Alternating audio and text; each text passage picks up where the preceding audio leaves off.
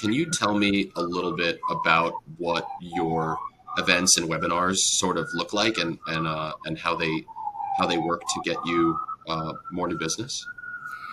Yeah, so the main thing, and first of all, let me just give a quick example as to why I'm such a big fan of events.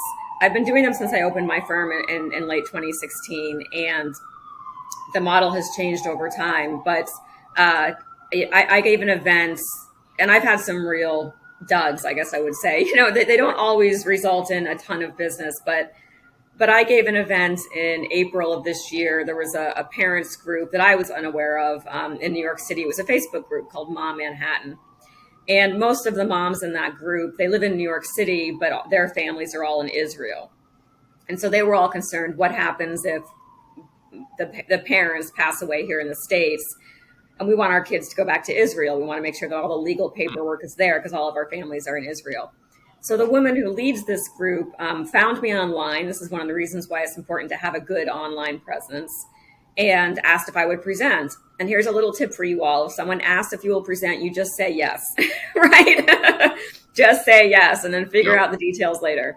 And so I said, of course. And so we set up a time, scheduled the webinar, got it on the calendar, and she advertised it within her Facebook group. And she did all the work, because you have to understand that these groups, if you find the right groups, they're thrilled to have an estate planning attorney come in and talk about the next steps for getting a will in place, right? So I presented. We had over 100 people sign up, which is amazing because that's 100 people for my email list. And of those 100, I think about 70 showed up to my webinar.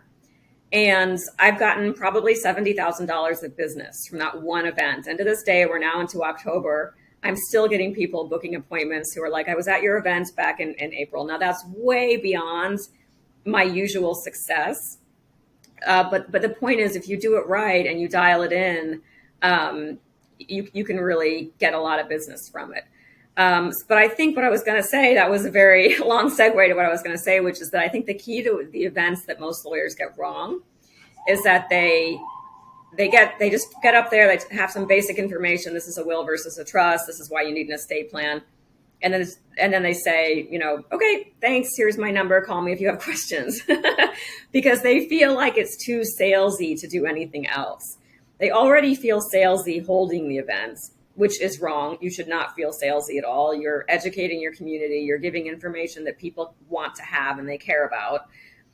And then telling them what the next steps are also is not salesy, because what you're doing is you're offering what I offer at the end anyway. I make a very strong call to action, and that's to book an initial consultation with me.